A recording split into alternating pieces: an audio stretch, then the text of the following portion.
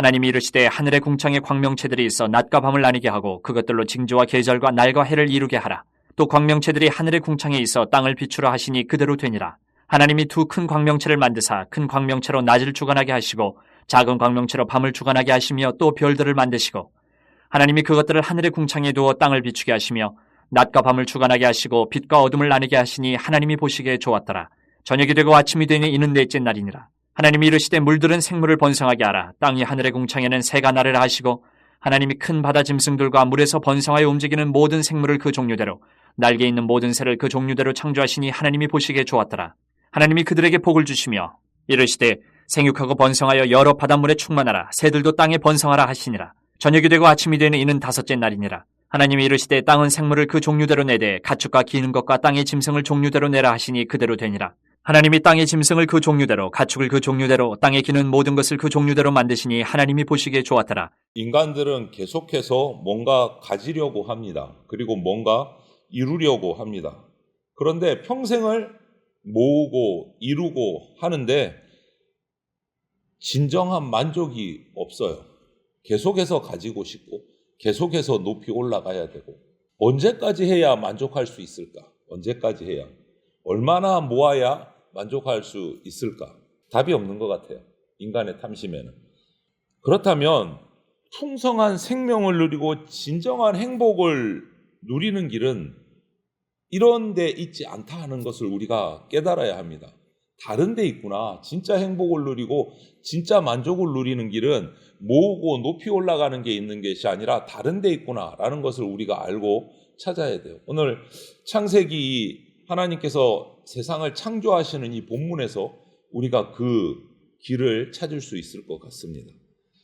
먼저 14절, 19절에서 보면 우리가 나오는데 어제 우리가 새벽 예배를 하지 않아서 앞에 부분이 있는데 포함해서 보면 하나님이 먼저 첫째 날 3절부터 5절을 보면 빛을 창조하시고 넷째 날에는 광명체인 해와 달과 별을 창조하십니다.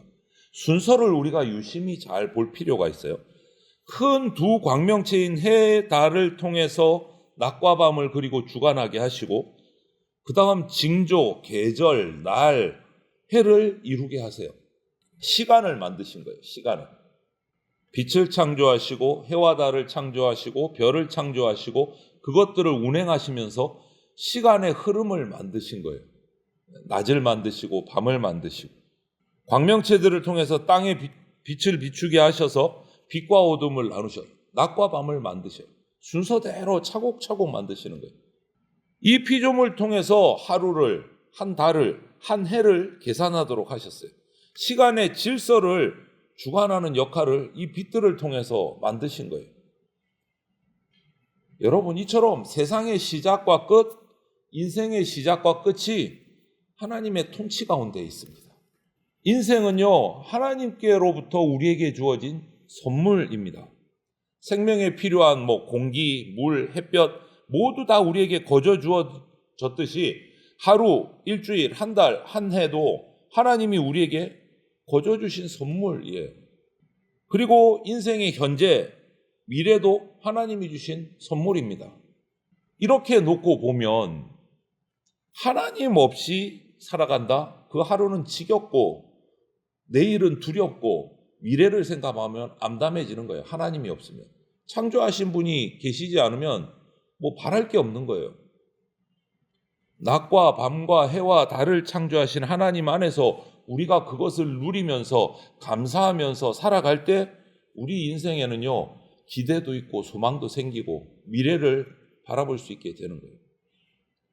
창조하시고 다스리시는 하나님께 우리 인생을 맡겨드려야 우리는 가장 안전하게, 가장 완벽하게 하나님의 인도를 받으면서 살 수 있게 되는 겁니다.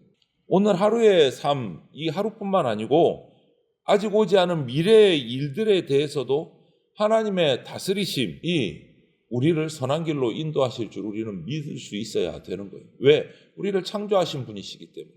그래서 우리가 풍성한 생명을 누리고 진짜 행복을 만끽하는 첫 번째는 내 인생의 자리에, 주인의 자리에서 나는 내려오고 하나님이 그 자리에 앉도록 해야 진짜 행복이 시작이 됩니다. 새로운 인생을 맛보는 거예요. 그리고 20절부터 23절을 보면 우리를 생명으로 인도해 주시는 분이신데, 먼저 6절 8절에서 어제 본문에서 궁창을 만드셨어요. 둘째 날. 그리고 오늘 다섯째 날에 그 궁창을 배경으로 한 바다의 생물들 그 종류대로 창조하시고, 하늘 궁창의 새들 그 종류대로 창조하십니다. 먼저 공간을 만들어 놓으시고 거기에 살 생물들을 창조하신 거예요. 하늘의 창조의 모습들을 보면 하나님의 창조는요, 부족하다, 빈곤하다 이런 게 전혀 없습니다. 항상 풍성하게 창조하셨어요. 하나님은 생물들을 그 궁창의 종류대로 풍성하게 창조하셨어요. 그래서 바다에 채우고 하늘에 채우셨어요. 종류대로. 하나님이 창조하신 생물들 보시고 나서 뭐라고 하셨습니까? 보시기에 좋았더라. 계속해서 반복되잖아요. 창조의 기간 동안. 그 창조하신 생물들에게 복을 주셔서 생육하고 번성하고 충만하라 이렇게 말씀하셨어요. 하나님 보시기에 만족하셨던 거예요. 완벽하셨던 거예요. 하나님이 처음 창조하신 이 세상을 한번 보십시오. 바다의 생물들이 가득하고 하늘에는 각종 새들이 종류대로 힘차게 날아다니고 이 생명력이 넘치는 거예요. 하나님이 태초에 만드신 세상의 모습이 이러합니다. 부족함이 없고 생명력이 넘치고, 그런데 그 가운데 죄와 사망이 들어오면서부터 여러 재난도 생기고 사고가 생기고 죽음이 생기는, 죽음이 지배하는, 그러다 보니까 빈곤해집니다. 부족해집니다. 비참해지는 세상이 됐어요. 죄가 들어오면서, 사망이 들어오면서. 그래서 하나님께서는 이렇게 완벽하게 풍성하게 창조하셨던 이 땅을, 이 만물을 다시 죄로부터 건져서 생명력이 넘치는 원래의 창조하셨던 모습으로 회복시키시기 위해서 예수 그리스도를 보내시는 겁니다. 예수님의 십자가 죽음의 이 희생으로 세상을 지배하던 죽음이 끝이 났어요. 부활의 생명이 다시 가득 찬 새하늘 새 땅으로 창조됩니다. 이제 예수 그리스도를 믿는 사람들은요, 풍성한 생명을 가지고 하나님이 베풀어 주신 진짜 만족과 진짜 부요함을 누리게 되는 겁니다. 예수 안에 참 생명이 있습니다. 어떤 찬송가 가사처럼 예수 안에 생명이 있습니다. 예수님만이 죽음을 몰아내시고 부활의 생명으로 채우실 수 있는 그 새하늘 새 땅을 우리에게 주시는 분이세요. 그래서 예수님을 믿음으로 우리는 풍성한 생명을 누릴 수 있게 되고 참된 행복을 발견할 수 있다라는 것을 기억하시기를 바랍니다. 그리고 보면 24절부터 보면 그 앞장 어제 본문에서 9절 10절에서 보면 셋째 날 땅을 만드셨어요. 그리고 오늘 와서 여섯째 날 땅 위에 생물들을 창조하셨습니다. 하나님은 가축, 기는 것, 짐승들을 핵심은 이거예요. 종류대로 만드셨다. 종류대로. 계속 반복이 되잖아요. 종류대로 만드셨다. 종류대로 만드셨다. 종류대로 각자의 아름다움을 가지고 만드신 거예요. 다양한 생물들을 통일성과 함께 질서 있게 창조하신 거예요. 섞이지 않아요. 독특한, 요즘 말로 하면 과학적으로 말하면 독특한 DNA를 가지고 염색체를 가지고 각자의 생물을 종류대로 만드신 거예요. 그렇기 때문에 세상에 어떤 과학자들이 말하는 것처럼 진화가 됐다, 종에서 종으로 오랑우탄이 인간이 됐다, 그런 말은 없어요. 오히려 그게 더 과학적이지 않아요. DNA가 변질된 적이 없어요. 이 세상에서. 하나님이 창조하신 그 종류대로 지금까지 살아왔어요. 진화론은요, 들어설 수가 없어요. 그런데도 진화론을 진짜처럼 믿고 사는 세상이 되어버려서 마음이 안타까운 거예요. 이 죄의 결과인 거예요. 하나님은 모든 생물을, 오늘 말 핵심은 이거예요. 종류대로 만드셨다. 종류대로. 섞이지 않아요. 종류대로 각자. 말은 말대로, 강아지는 강아지대로, 소는 소대로, 양은 양대로, 비둘기는 비둘기대로 각자 만드셨어요. 진화론자들은 그러더라고요. 소가 변해가지고 고래가 됐다. 물로 들어가면서. 중간이 없어요. 그런 적이 없어요. 발견된 증거가 없어요. 상상일 뿐이지. 하나님은 답을 주십니다. 종류대로 만드셨습니다.